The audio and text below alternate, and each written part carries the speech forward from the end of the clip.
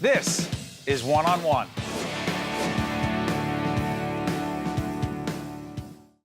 We are pleased to welcome Eric Gernath, who is the Chief Executive Officer, SUEZ North America. Good to see you, Eric.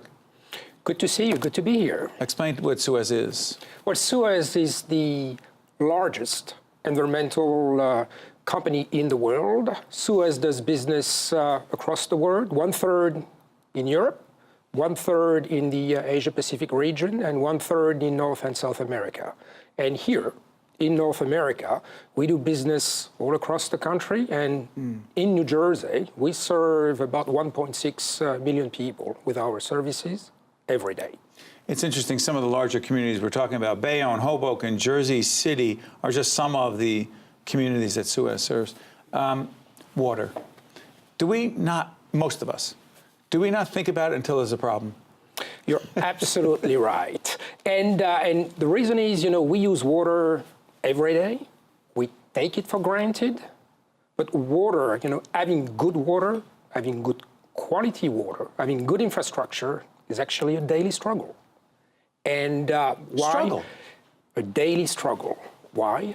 Because you need a lot of expertise, a lot of resources to make sure every day the water that you drink is of an adequate, quality. The water that you treat for wastewater is actually suitable for discharge, that you're not polluting the environment. So it's a daily struggle. But what we pride ourselves about is that you don't think about it. Because you guys are thinking about it all the time, right? We try. How expensive, though? I mean, this is. I don't think the other part we talked about Newark water problems with the kids, with the drinking water, and people go, oh, let's get bottled water, as if that's a solution. This is big infrastructure money, right? Yes, and water is here for the long term. So of course you're going to use water every day, and whenever you build infrastructure, you want those infrastructures to last for a long, long time. And in our country, we're fortunate enough that our father, grandfathers, great-grandfathers have been working on building infrastructures. But you know what happened? Those infrastructures are aging, and we've not been as collectively as diligent as we need to be to upgrade, modernize those infrastructures. And is SUEZ helping to play catch-up there? Yes. In a nutshell, yes. And we face, we go to communities, we engage stakeholders, elected officials, end users in dialogues, and we try to understand first their issue. In our business, there's not a one-size-fits-all solutions. It has to be tailored to the local challenges that a city is facing.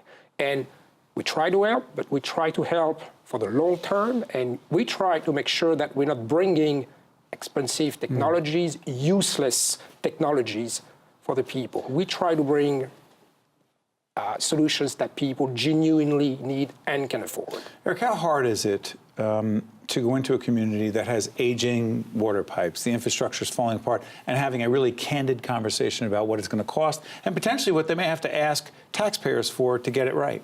And that's where you have to think of what is exactly the challenge and how you want to solve it.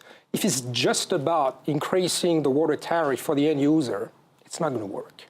So you have to make sure you bring enough technologies to not to over-modernize the infrastructure, but just to invest what you need to invest to produce the service, the drinking water or discharge the wastewater that we all expect to have every day. So it's about innovation, it's about technology, and it's about making sure, again, you don't have a one-size-fits-all kind of model. But certain communities that grow like Jersey City, they're getting bigger, there's more development there. That has water implications. Yes, and that's very useful, because if you've got a good dialogue with the elected officials, with the members of the community, you can plan ahead. And being proactive as opposed to being reactive is efficient.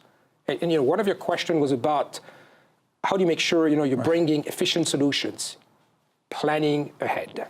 So it's not just saying, oh, we have a water main break, let's respond. You do that as well, but it's also strategically thinking ahead. What are they doing in this community? What are the water implications? What do we need to do? Absolutely. And that's, we call it, master planning, but it's all about understanding the need of the community, understanding how, at what pace they want to grow, understanding where the problematic part of the network lies, and understand what you need to prioritize, what you need to change, how you need to replace your infrastructure. One of the final questions, Eric, is what is the most rewarding aspect of your job as the CEO of this organization with such huge responsibility? We pride in what we do, and it's providing services that people can enjoy, and I would say, to be a bit provocative, take for granted. That's what we pride ourselves, that we provide a service that not only you need, but you deserve. Yeah, final. Jen Eichlin, our producer, just said the issue of water scarcity. Can you give me 30 seconds on that? Across the country, big issue, right? It is, but again, it depends in which area. So water scarcity is not typically a northeast. It's not where you are here. No, it's other not. Parts. Okay. Other parts of the city, but it's a great question, because if you take areas like Florida, California, Texas, you've got water scarcity. And let me give you a very concrete example. Sure, real quick. Cities like Corpus Christi, big industrial base, and they want to continue to attract industries, and they need to make sure that the industries will get water for, as long as they need water. An elected official doesn't want to prioritize, between an industry, a refinery, right, and consumers. So we help. Water scarcity. Real quick, SUEZ North America, how many in New Jersey? 1.6 million. 1.6 million people served every day by us.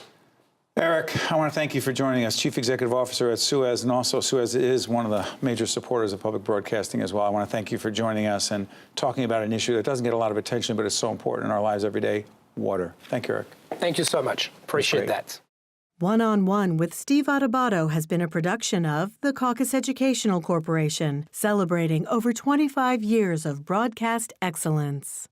Funding for this edition of One-on-One with Steve Adubato has been provided by TD Bank, the New Jersey Education Association, JAG Physical Therapy, Horizon Blue Cross Blue Shield of New Jersey, Johnson & Johnson, the New Jersey Office of the Insurance Fraud Prosecutor, and by the law firm of Gibbons PC. Transportation provided by Airbrook Limousine, serving the metropolitan New York, New Jersey area. One-on-One with Steve Adubato has been produced in partnership with TriStar Studios.